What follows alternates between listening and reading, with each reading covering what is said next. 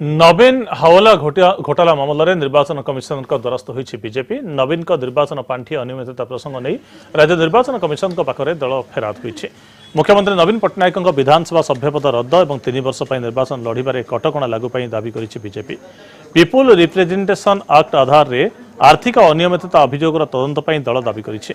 नवीन विरोध में निर्वाचन लड़िथिबा बीजेपी प्रार्थी देवानंद महापात्र सहित 8 जणिया प्रतिनिधि दल राज्यर मुख्य निर्वाचन अधिकारी भेटी दाबीपत्र दैछन्ति। मुख्यमंत्री नुहंती हिंजिलीर बीजेडी विधायक नवीन पट्टनायक निर्वाचन अनियमितता घटी जो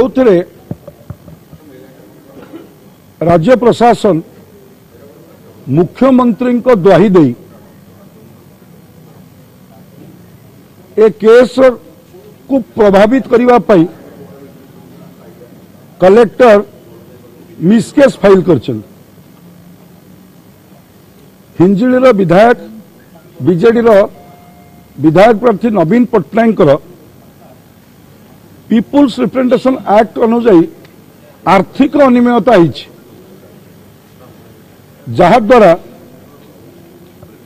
तांकर सभ्यपद रद्द होगा कथा एवं 3 वर्ष पई निर्वाचन लड़ी न पारिबार आईन व्यवस्था अच्छे। निजर गंजाम कलेक्टर को दलर मंगुआल भरी व्यवहार नकरी गला बाट देखी खसी जीवाई अपचेष्टा नकरी आईन को सामना करंतु यह भारतीय जनता पार्टी तरफ आम दाबी करुँ। आईन टू ऊर्धे किए ना भारत वर्ष जो आईन अच्छे आईन को समस्त सम्मान कर आवश्यकता अच्छे। सी जिते बड़ बड़ लोक होना कहीं आर्थिक जो अनियमितता जो कर नवीन पट्टनायक से नवीन पट्टनायक निजे निर्वाचन लड़ुले विधायक प्रार्थी विधायक पर से मुख्यमंत्री प्रथम से प्रार्थी एणु आईन को सम्मान देकर से जो करवा कथा आर्थिक अनियमितता जो करिसेंती से निश्चित भाव में आईन टू ऊर्ध्व नुहंती। आईन को आम आश्रय नबु।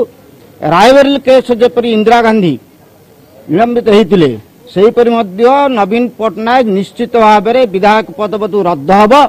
ए भारतीय जनता पार्टी ए प्रतिश्रुति आपन दौचे आम केस जीवु।